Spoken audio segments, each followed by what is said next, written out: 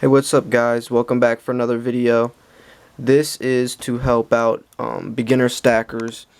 I saw a couple questions on some of my previous videos for people who are just now getting into stacking, asking some questions on why would you pay more for say a panda than an American Eagle or a generic round when they're both 1 ounce of silver. So as I was replying to that question, I figured why not put out an entire video to help people who are starting out in their journey and just to kind of steer them in the right direction, because you know it can be a very scary process getting into this, especially since anything financially wise, putting your hard-earned money into something can be pretty scary. So this video is just gonna try to inform and spread some knowledge on some different terms, some different ways you can go about your silver, some ideas behind why people buy certain things instead of others, and so you can make a rational, informed decision on your own. So first we're going to start with bullion. Bullion is mainly just weight. When you think of bullion, you are just buying that because you want the weight of the silver itself. American Eagles are considered bullion. They have the same design every single year. It's bars, anything like that. This just weight. You're not looking at it as any type of collector piece, or you want to buy your bullion as close to spot price as possible. Now, spot price is the price that silver is currently going for. Right now I think it's 1702. So when you're buying bullion, if today's spot price is 1702, you want to buy it as close to $17.02 as possible, because you're simply just stacking for the weight of silver itself. Now, there's also a numismatic value, which is not like bullion. Numismatic value is more of a collector side, where there's a collector out there that's willing to pay more money on top of the bullion for the specific coin, because they like the design, or the design changes every year, and maybe there's a lower mintage, etc., and that gives the coin more of a premium. And more of a premium means anything on top of spot price that you pay is the premium. So I paid a higher premium on these pandas than I would on these American Eagles, because these have more of a numismatic value, because this design changes every single year compared to these Eagles that don't change every year. So I pay a higher premium, which means I paid more over spot than I did for American Eagles. So when you get into silver stacking, you want to make sure you understand, do you want to go in straight for just trying to get as many ounces as possible, or do you want to be more of a collector investor where you want to have more quality over quantity? Because there's perks to both sides and there's cons to both sides. The perks for bullion is obviously you can buy more silver, you can have more weight, but in 10 years this coin will not be worth as much as this. So if I bought 10 pandas and tried to sell them 10 years later, I'm going to get a lot more money than if I would have bought the 10 Eagles, but I can get more ounces out of it going that way. So it really just depends if you're a stack and flip stacker or a stack and hold stacker. So that's just some food for thought. I'll go in later more about that as well. But for some more terms, you'll also hear constitutional silver, and that is silver that was put out by the government, that was circulated in our currency previously. Here's some more. I have some more put away. I didn't want to bring it out, but here's some constitutional silver, some mercury dimes. It's 90% silver. Some people call it junk silver. It's not really junk to me, but this is just silver you can get for really close to spot as well. It's all pre-1965, and they also have 40% silver. This is another great way to get silver for very cheap. There's also rounds. When you hear rounds, that means generic silver.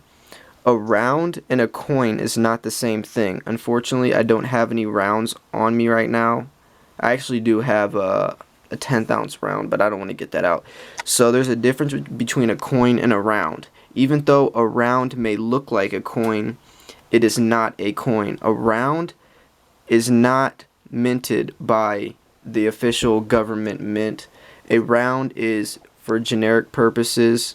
It usually, when you look at a round, it won't have, a country on it, or, usually it doesn't have a date. Sometimes, well, nowadays they have a lot of rounds that mock American Eagles and all that, but rounds are not minted by any government. They're private mints, and they're a lot cheaper than coins. So when you're looking at rounds, they're a great thing to invest in if you're trying to just be a bullion stacker and get as many ounces as possible, because they're a lot cheaper. They're a lot cheaper than most coins are. There's a less of a premium. And then coins these are all coins right here. These are government minted coins. They have US Mint, Canadian Mint. You got your Chinese pandas. You got kookaburras, Australian mint from, you have Britannias. So there's several different coins all over the world that you can get. And you always want to make sure, if you do want to go to the numismatic side, you want to do a little bit of research. You want to see what the mintage is for each coin, and you can kind of predict to see which coins you think will do better than others by looking at the mintage numbers and seeing what those coins did in the past. How are these coins selling in the past? For say, if you want to start buying Libertads, you want to see what the mintage numbers were from 2010, or to see if you would have bought that coin in 2010, if you were going to sell it today, how much more did it go up in price? And you can see I have a 2014 right here, because that was a lower mintage year. So, and I could get it for a good price. So I figured, hey, lower mintage numbers, just be smart about it. You can put your mind into it, and definitely watching as much YouTube and trying to gain as much knowledge as you can behind the history of the coins will definitely pay off in the end.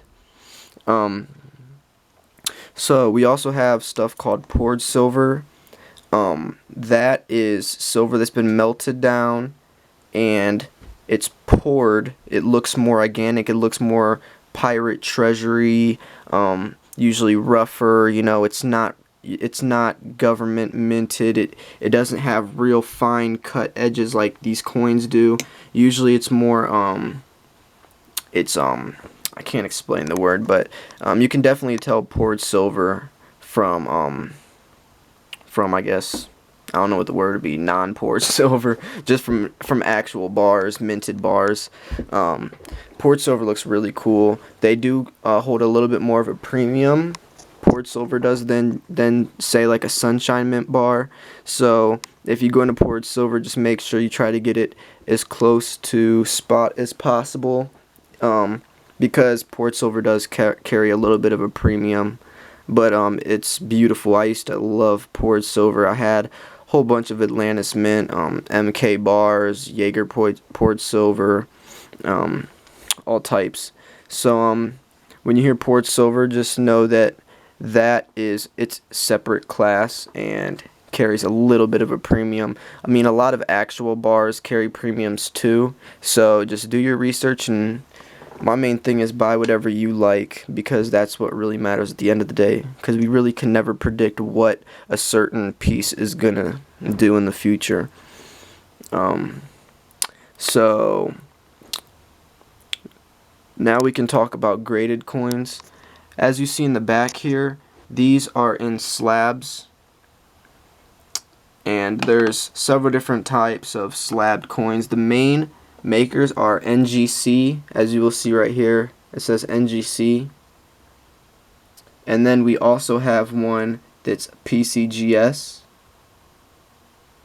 And those are the two main types of slabbed coins. There's several different types, but slab coins is mainly for numismatic value. You don't want to ever put bullion into a slabbed coin. That doesn't make sense. The numismatic value on these varies. Usually with slabbed coins, you want to get older coins that are slabbed unless it's a collector's item with a lot of numismatic value. For instance, this is a 2016 Chinese Panda Moon Festival, and it's PF70 Ultra Cameo. So this only has a mintage of 5,000 and it's PF70. When you're grading coins, 70 is the highest it can go, which means 70 is perfect condition.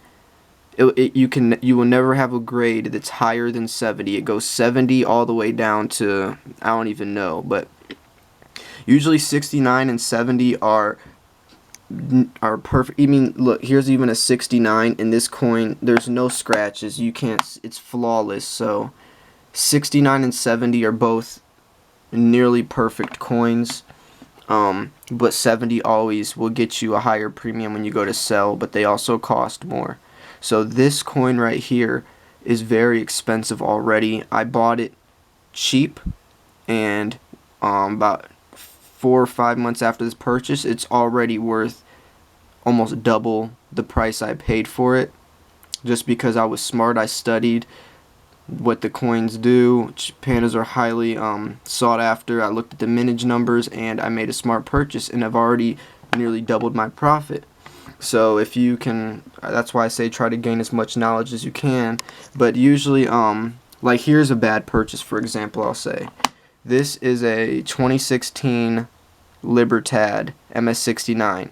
There's no reason this coin needs to be slabbed, because my 2014 Libertads, I'm sure if I sent that into NGC right now, it would either get a 69 or a 70. So I basically just paid the extra premium just for the slab. That's why a lot of people say don't pay for the slab, pay for the coin.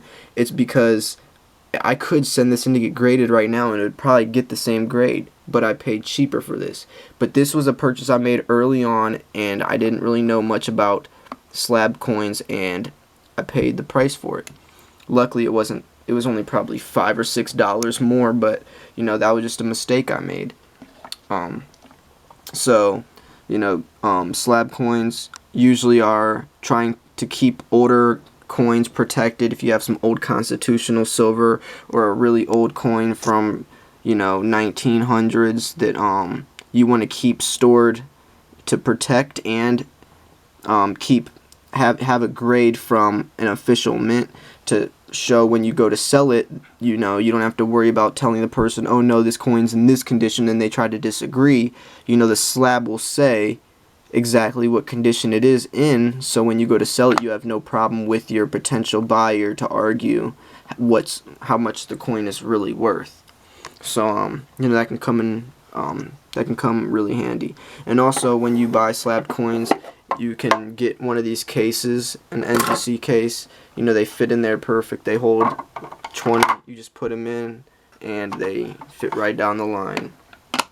So let's keep on going. This video is going to be pretty long, guys. Sorry, there's a lot of knowledge. I mean, there's a lot of stuff to talk about when it comes to silver, especially for a beginner stacker, going over all the, you know, the whole thing.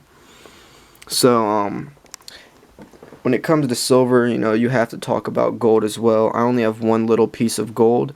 If you want to ask me why, I will say because silver is the better buy right now. So this is a 10th ounce gold. It's 4/9 fine gold. Silver is a much better buy right now. There's a thing called the gold to silver ratio, which means how many ounces of silver does it take to buy 1 ounce of gold. Right now, the gold to silver ratio is very high, which means it takes about 70 ounces of silver, which is nearly all this silver right here, to buy 1 ounce of gold, when historically it's usually in the 40s. It comes out the ground 9 to 1. I used to think it was 10 to 1, but if I'm not mistaken, actually, I just heard it's 9 to 1. So it should be a lot lower. It should be, every 30, 40 ounces of silver you can buy 1 ounce of gold. But it's over 70 ounces of silver to buy 1 ounce of gold, which means silver is really undervalued, which means silver is the better buy, which means gold is a lot more expensive comparing the two precious metals. So I'm not going to touch gold for a little while longer until that margin dips, until I feel like gold is the better buy. I mean, people still buy gold. Gold's also a great buy. It's really good to diversify within your precious metals, but right now I feel more comfortable sticking with silver while it's this low. Places to buy. There's several different places to buy from. First, I recommend go to your local coin shop. Try to build a connection with him, pick his brain, find out as much knowledge as you can, and see any, there's so much to this. I'm only covering a teeny tiny bit in this. I've already gone over several different things, and I have several different things more to say. So there's a lot to learn. So I would say go to your local coin shop, ask as many questions as you can. There's no such thing as a stupid question. Let your curiosity run and just, talk to them. If you don't have a local coin shop around, Google's your best friend, but you can also buy online a lot safer than people think. There's places like AppMex, Modern Coin Mart, Provident Metals, JM Bullion. There's so many places that you can buy from online that are trusted sites that have policies that if your package ever got lost or stolen, that they will refund your money, or they will resend the coins. That if they come damaged, you can send the stuff back in and you can get a replacement. That it's safe. If there's any fake coins, that the list goes on. You will not get screwed over on a lot of these bigger sites. But if you're buying from eBay, beware of eBay. The only time I would ever tell you to buy on eBay is if you're buying anything like constitutional silver, where no one's going to fake constitutional silver. There's just no money to be made there. Or if it's a site like AppMex that has an eBay site. Because when you're buying on eBay, one, any private seller who's not making as much money as these big companies is going to have to pretty much increase their price in the first place just to be able to get their money back out. So one, if you were buying from a site like AppMex's eBay store compared to a random guy that lives, whatever, a random guy that only has a couple ounces that's selling his silver, his price is probably going to be a lot more expensive than AppMex. And he has a lot better chance of having some fake coins as well. I've seen so many people buy fake silver on eBay, and it's sad. It's really sad, and a lot of times you won't get the refund depending on the circumstance. So if you're going to buy on eBay, just make sure it's a trusted seller. I recommend only being a business seller like AppMex or Modern Coin Mart's eBay store, because that still is the same as earlier as I was talking about the actual sites. But I would try to stay away from eBay as much as possible, unless it's a place like Modern Coin Mart, because you can find some great deals on there. But just be careful and make sure you know what you're doing, because you can also easily get ripped off. So, impulse buying. We all get this silver bug at first. It happens to everybody. You find out about silver, and you find out what the dollar's really doing, and you get really scared and nervous, and you think, I need to get as much silver as I can right now, because, you don't want to be screwed, and a lot of these people are pushing that it's going to collapse tomorrow, the dollar's collapsing, get your silver right now or you're going to be screwed. You know, that's not really true. I do recommend you you know, start buying, but take your time and stack within your budget. You know, don't spend all of your money and leave yourself with no fiat, which is dollar bills, to where if your car breaks down, you can't go to your car dealer and hand him a couple American Eagles thinking that's going to replace the $200 that cost to fix your car or whatever. So really try to pace yourself. Maybe only try sticking to a budget. I made a video on this a couple days ago. Maybe just, you know, buy 3 ounces of silver a week as your goal. Or, you know, have a daily budget and say, okay, at the end of the day, I'm going to put all the extra money I didn't spend into a basket. And every month, I'm going to use all the extra spendings to buy silver for that month. You know, you don't want to just keep spending $400 or $500 every paycheck when you're only getting a $700 to $800 paycheck. You know, you really want to make sure you don't impulse buy, and also impulse buying can make really bad decisions in buying your silver as well, which happened right here. You know, all it takes is that one click of the button to confirm that order where you can't reverse it, and you're screwed. So you want to make sure that you really are patient and think about what you're buying. You also want to make sure you diversify. This is what I was talking about earlier when I was talking about bullion compared to numismatics, compared to slab coins, compared to gold, compared to constitutional, compared to series. You know, you want to, you don't, with me, I'm not a financial advisor, so this is just stuff that I do with my stack that I'm sharing. I don't want to put all my silver in just one category as bullion, or all my silver in just numismatics, or all slabbed, or all constitutional, or all gold. You know, I want to have a little bit of everything because I don't know what's going to happen with the market, and I'm trying to prepare myself as best as I can that when, you know, when it plays out in the future, at least some portion of my stack is going to you know, be profitable to an extent more than others, because, you know, if it goes to where when it hits 200 an ounce, silver is going to be silver and numismatic value doesn't count, at least I still have all my American Eagles where that didn't hurt me too much, and I still was getting a lower per cost average of my spot price, my dollar per spot. So you know, you really want to diversify and try to find things. Well, I mean, everyone's different. You don't have to do that. You can just simply just stack bullion and try to just go for the ounces. But that's up to you. But diversifying within yourself is always a smart choice to me, and many others as well.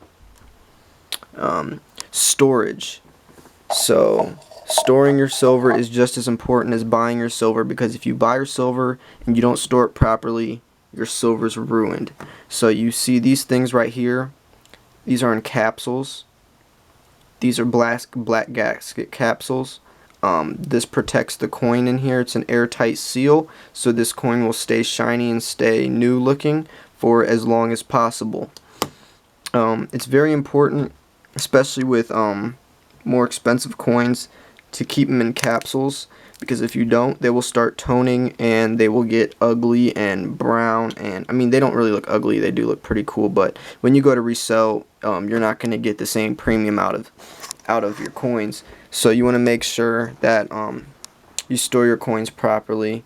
There's also things you can put them in, as I showed you, the NGC holder with your slabs, or also these tubes. You know, just put them in here and you have the cap,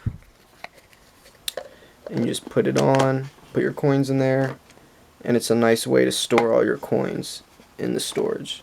You know, also with storage goes safes, and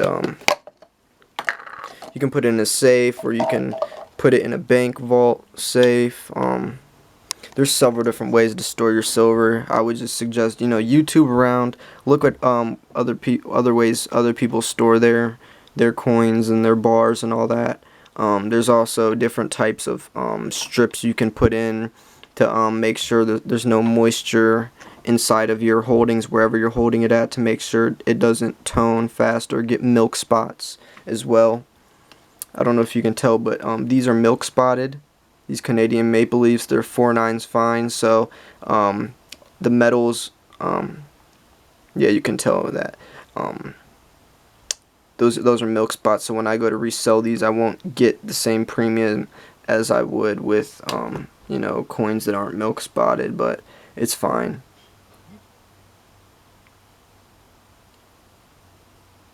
Yeah, there's no problem though. It's still 1 ounce of silver. So yeah, storage. You know, you want to be, you want to really think about that when you're buying your silver, what you're going to store it in. I have a video specifically on storing your silver that covers everything you need to know, how to do it, what sizes to pick for different coins. I talk about the whole thing. So if you want to know about storing your silver, just go back and look at my previous video. Okay, another really important key is keeping it secret. I know when you buy a beautiful coin like this 2017 Rwanda, you want to go show everybody and talk about it and tell everybody and post pictures and upload it, but that can be very dangerous. You know, anytime you have any type of value like that, you want to be very careful, because you might innocently tell your friend, and yeah, you can trust him, but then he might go and tell his group of friends, oh, you know, blah blah blah has this and this coin, and he has all this gold and blah blah, and it was so cool, and then they might tell their friend, and you never know who has ulterior motives that could possibly rob you.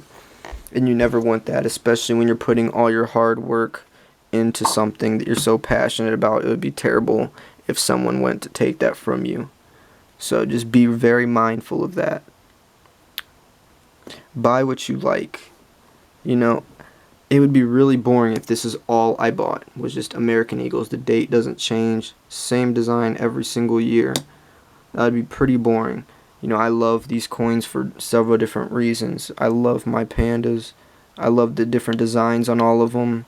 So, even if I do lose money anytime in the future, you know, that would suck, but I still love these coins for as they are. So, if you buy what you like, you can never really go wrong.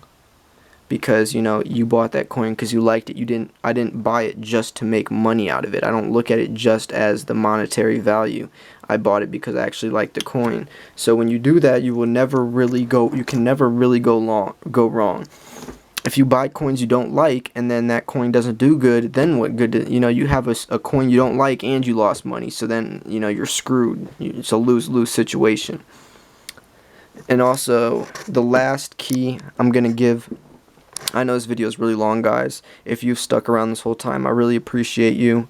The last tip I want to give is selling. You always want to think about selling when you're buying, because one day you're going to sell, and if you're not thinking about selling and how you're going to sell, then you might be setting yourself up for failure or taking a huge loss of profit or potential profit. So always keep in mind what you're doing when you're buying. Go to your local coin shops, see what types of silver they buy, and maybe start basing your stack around, you know, what they buy, because maybe they're going to be your buyer in the future. So, for instance, my local coin shop loves buying American Eagles, and anything else, they're pretty much going to give me the same price. So I like to stack a lot of American Eagles, because if I ever need to sell, and he's my seller, I will have more than enough American Eagles to feed his need. And also it's liquid, which means easy to sell and very fast.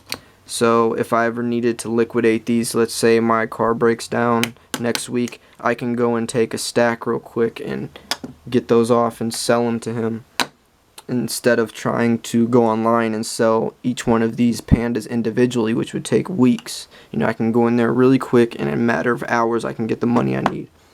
So you always want to be aware of selling.